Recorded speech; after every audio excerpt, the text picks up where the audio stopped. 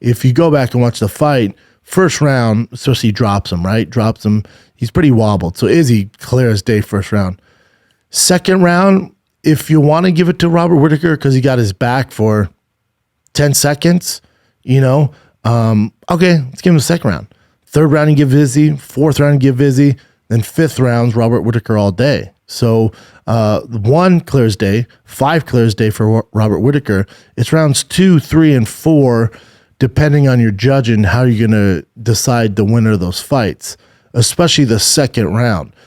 That would dictate the entire fight because I think you would have a hard time giving Robert Whittaker 3 rounds. I'd love to hear kind of the explanation of how you give him 3 rounds. Now, those 2, 3, and 4 are close, but if we're going off of what, especially the judge's main criteria, which is damage done, Izzy definitely did the most damage. If you look at leg kicks and you look at that front lead leg of Robert Whittaker, he also the head kick, he did block one, but he blocked it with one hand.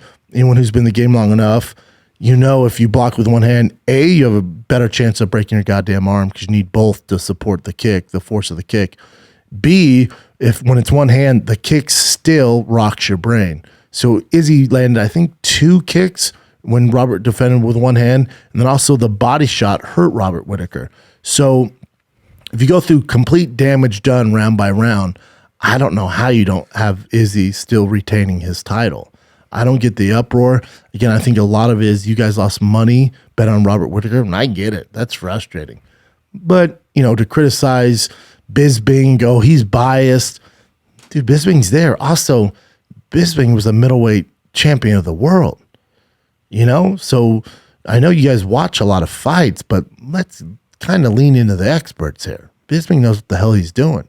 He's watched a lot more fights than you, also has fought in there at the highest level and was a world champion. So from Bisping's perspective, and DC's for that matter, because DC goes, man, I don't get it either. I thought it was pretty clear. Izzy, I was sitting best seat in the house.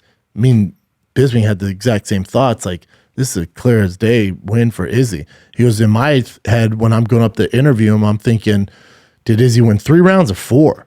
Definitely didn't lose more than 3, or definitely, didn't lose more than 2 rounds. I can see them give him the 5th, maybe the 2nd, but even the 2nd's a little dicey. So in the judge's eyes, is it 4 rounds for Izzy or 3? It's like, I knew he won the fight. So yeah, DC backing up what Bisping says. Obviously, Bisping's one thing that makes him great is he's very strong in his opinions, which I love. I hate when people are trying to please both sides. That never works out for anybody. You got to double down on what the fuck you think and what you stand for, especially in today's society. So I think Bisping going hard in the paint and going, this is clear as day. Izzy won this fight 4-1. Tough to disagree with him. But again, I know you guys probably lost money on it, or you love Robert Whittaker. How can you not? The guy's humble even in defeat. So I get it. Or maybe you're not an Izzy fan. So I get it. Now that's real.